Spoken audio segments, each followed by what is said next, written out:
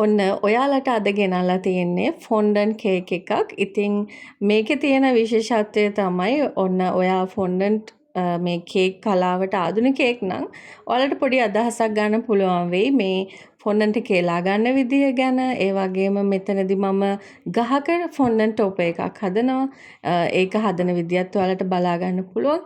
ඉතින් ඒකයි මම කිව්වේ ඔයා මේ ෆොන්ඩන්ට් කලාවට ආධුනිකයෙක් නම් ඔයාට මේ වීඩියෝ එක වැදගත් වෙන්න පුළුවන්. මේක ඉවර වෙනකම් බලන්න. ඉතින් මේක ජංගල් තීම් එකට හැදුණු කේක් එකක්.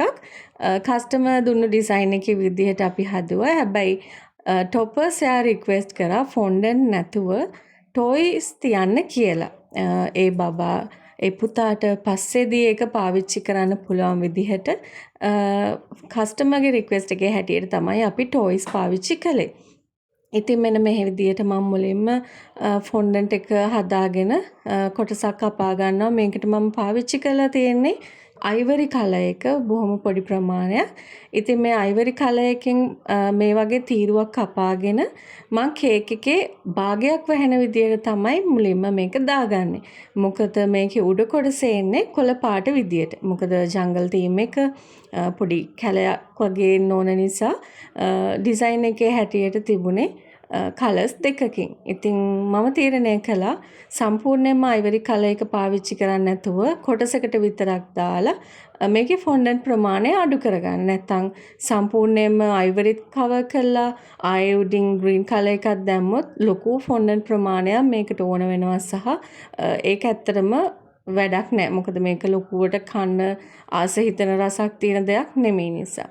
ඉතින් මෙන්න මේ විදිහට මම කේක් එකේ මතු පිට රවුමේ ප්‍රමාණයට මගේ කේක් ට්‍රේ එකම පාවිච්චි කරලා මම හරි ගානටම මේතන ෆොන්ඩන්ට් කොටස කපා ගන්නවා. ඉතින් ඒක මම වෙනමම කේක් එක උඩින් තියා ගන්නවා, තියලා නීට් කර ගන්නවා. ඉතින් ඔයාලට මේ පේන්නේ ඒ ටික. ඊට පස්සේ මේකේ වටේදී ඉතුරු කොටසටත් එන්නේ කොළ පාටින්මයි. ඒක පොඩි ෂේප් එකක් ඇතු වෙන්නේ අපි කියන්නේ පොඩි රැල්ලක් වගේ හිටින්න තමයි අපි ඒක කපාගන්නේ. ඉතින් ඊළඟට මම ආපහුත් මේකේ සාමාන්‍ය උස මැනලා ඒකේ ගැඹුර චුට්ටක් හදාගෙන මෙන්න මේ විදිහට ඒකේ අපි කියන්නේ රැල්ලක් නැත්තම් වේව් එකක් වගේ කපා ගන්නවා. ඉතින් ඒ කපාගත්තු කොටස මෙන්න මේ විදිහට මම උඩින් දාපු ෆොන්ඩන්ට් කොටසට චුට්ටක් ඇලවෙන්න ඕන නිසා වතුර ටිකක් ගාලා මෙන්න මේ විදිහට ආපහු නීට් එකට එලා ගන්නවා. ඉතින් මෙන්න මෙහෙම තමයි මේ කේක් එකේ අවසන් වෙන්නේ ෆොන්ඩන්ට් එක එලාගෙන. ඉතින් මම හිතනවා ෆොන්ඩන්ට් එකට අලුත් කෙනෙක් නම් කේක් එකට එලා ගන්න බය කෙනෙක් නම් මේ ක්‍රමය වැදගත් වෙයි සහ ලේසි වෙයි කියලා. ඒකේ නීට්නස් එකේ අඩුවක් එතකොට එහෙම එබ්බිලා කැත වෙලා නැහැ. ඔයාලට පේනවා ඇති. ඒක ලස්සනට තියෙනවා. ඉතින් ඊට පස්සේ තියෙන මේකේ ඩෙකරේෂන් පාර්ට් එක මේකෙදී මෙන්න මේ වගේ ජංගල් තීම් එක නිසා කොළ කීපයක් ගහක් එහෙම පාවිච්චි කරනවා. ඉතින් මුලින්ම මේකේ බෝඩර්ස් දෙක විදිහට ග්‍රාස් නොසල් එක පාවිච්චි කරලා මම ෆිල් කරගෙන තියෙනවා. ඉතින් මේකෙදී මම වීඩියෝ එකක් අරගෙන තියෙන ගහේ කොළයක් හදන විදිය. ඉතින් ඔයාලට මේ පේන්නේ තරමක් දිග කම්බි කොටසක් මෙතනදී ඔයාලට පේන ඇති අරන් තියනවා. නැත්තම් මේකේ ගහේ කඳට ඒ උස්සේ තරමට මේක රඳව ගන්න අමාරුයි. චූටි කම්බි කෑල්ලක් මේකට පාවිච්චි කරොත්.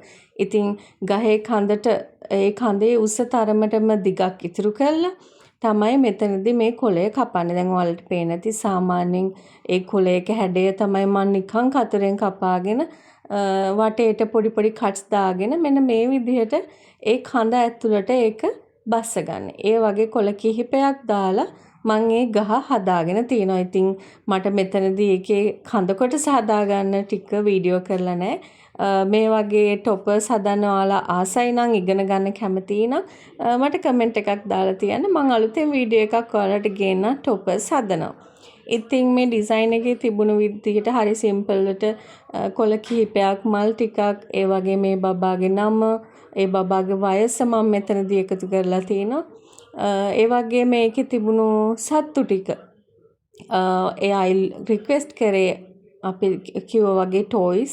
ඉතින් මම මෙතනදී මුලින්ම ඒ ටොයිස් තියලා arrange කරලා බැලුවේ අපි ළඟ තිබුණු ටොයිස් කිහිපයක්.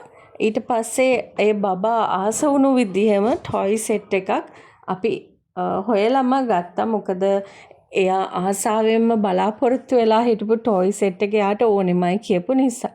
මේ තමයි අලුතෙන් ටොයිස් දාලා අපි ගත්තු ෆයිනල් ලුක් එක.